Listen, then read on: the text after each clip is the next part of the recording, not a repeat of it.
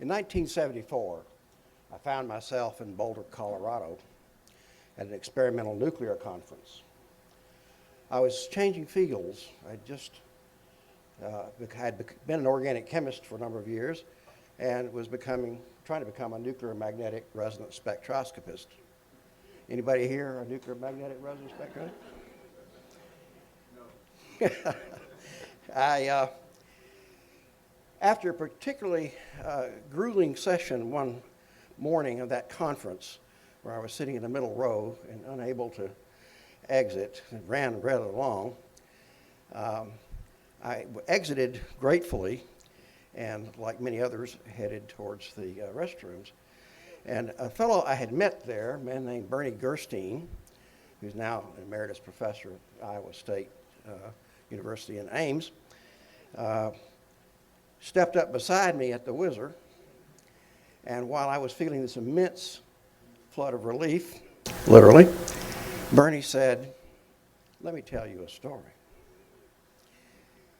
When Charlemagne was a young prince, he was traveling through France on a hunting expedition, and the party ran late and stopped at a peasant's house.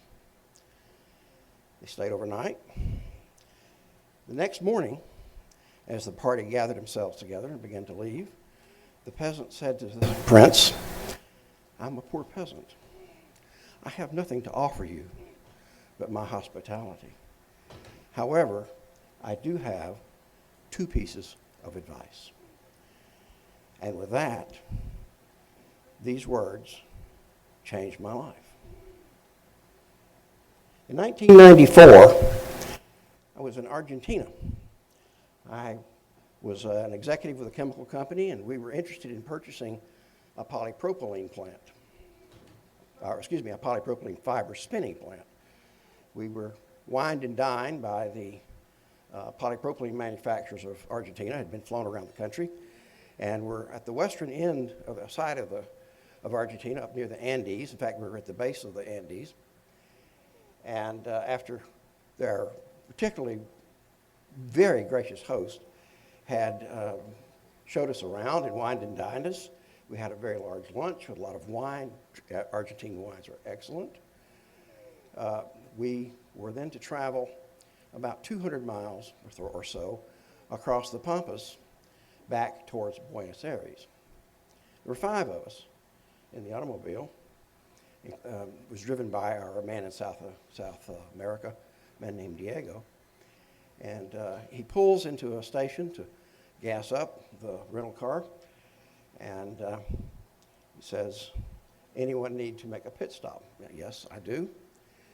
And myself and another gentleman, we'll call him Bill, who was a plant manager, we got out into a restroom that I can only describe as, it made a redneck restroom look high class. 2 hours later, we were fairly still comfortable, and on this busy highway, straight as an arrow, just you can see for miles. There's high grass way off in the distance, but it's a 2-lane road, and it's absolutely straight, and there's a lot of traffic. It's the major highway going back across the country. The other 3 gentlemen were looking a little, shall we say, tense. We finally got to our destination where there was a hotel, which was decent enough to stay in, of course, and they hobble out of the car, headed for the restroom, with their eyes yellow and looking desperate. And I guess you're wondering what the peasant said to Charlemagne. The first piece of advice, he said, was so insignificant compared to the magnitude of the second one, it's been lost to time. And that second piece of advice is, never pass up the chance to take a leak.